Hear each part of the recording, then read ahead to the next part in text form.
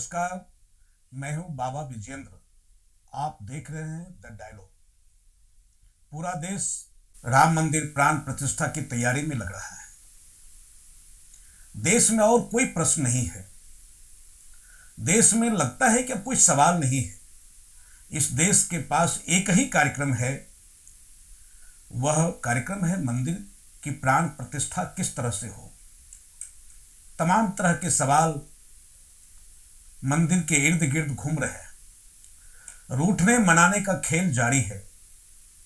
अक्षत बांटे जा रहे हैं, निमंत्रण पत्र भी बांटे जा रहे हैं और ठुकराए भी जा रहे हैं। शंकराचार्य रूठे हैं। क्यों रूठे हैं? तो लोगों को लगता है कि यह अकारण हुआ है। यह अकारण चीजें हो गई कि शंकराचार्य रूठ गए, एक राजनीतिक मामला है या भाजपा से दूरी और निकटता का प्रश्न है। इस कारण से भारत के शंकराचार्य इस प्राण प्रतिष्ठा कार्यक्रम से अपने को दूर रख रहे हैं। मेरा साफ मानना है यह कोई अचानक या अनायास नहीं हुआ है। योजनाबद्ध तरीके से सारा काम चल रहा है। सच बात यह है, पिछले 10 वर्षों से भारत के संत समाज उपेक्षित है। भारत के संतों का महत्व खत्म हो गया है। तमाम अखाड़ा परिषद आज हाशिए पर है। इनकी हिम्मत नहीं है कि हिंदू समाज को हाँक सके।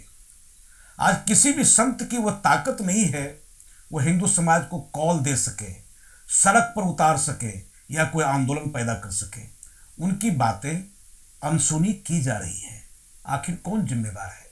भारत के संत जिम्मेदार है, भारत के साधु समाज जिम्मेदार है। सच बात यही है, योजनाबद्ध तरीके से नागपुर केंद्र हो गया है। वही अखाड़ा परिषद है और वही शंकराचार्य का पीठ है। एक नया पीठ है, वह संघ पीठ है। और संघ पीठ पर जो नए सर संचालक हैं वह शंकराचार्य की तरह हैं। वही नियामक हैं, वही नीति नियंता हैं और हिंदुत्व के भाग विधाता वही है। योजनाबद्ध तरीके से भारत के शंकराचार्यों का महत्व कम किया जा रहा है। यह अनायास नहीं हुआ है। साथियों, आप जानना चाहते होंगे कि हिंदुत्व के पुनर्जागरण के 4 केंद्र हुआ करते थे। लाहौर, दयानंद सरस्वती के नेतृत्व में लाहौर में हिंदू जागरण का अभियान चला।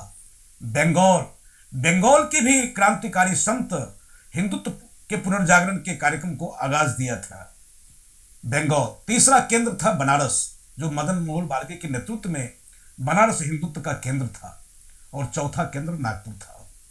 लेकिन योजनाबद्ध तरीके से बंगाल का हिंदुत्व, लाहौर का हिंदुत्व और बनारस का हिंदुत्व, तीनों हिंदुत्व अपनी अपनी परिभाषा से दूर हुआ और योजनाबद्ध तरीके से इन तीनों केंद्रों के महत्व को कम किया गया और नागपुर आज बड़ा केंद्र हो गया। नागपुर यह जानता है कि साधु समाज का कोई काम नहीं है। वो कह रहा है कि मेरे अंगने में तुम्हारा क्या काम है, आओ या ना आओ, कोई मतलब नहीं है। तुमसे हिंदू समाज नहीं चलेगा और ना हिंदू समाज तुम्हारे आदेश को मानने के लिए तैयार है। इसलिए एक षड्यंत्र के तहत भारत के शंकराचार्यों की प्रतिष्ठा गंवाई जा रही है, प्रतिष्ठा पर प्रहार हो रहा है, इनके महत्व को कम किया जा रहा है। इसलिए शंकराचार्य आए नहीं आए, हिंदू समाज से इनका कोई लेना देना नहीं है।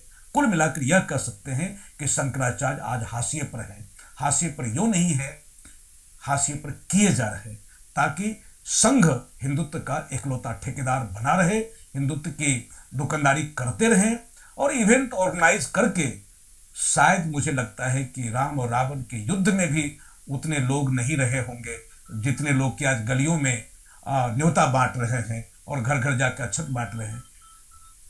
नमस्ते।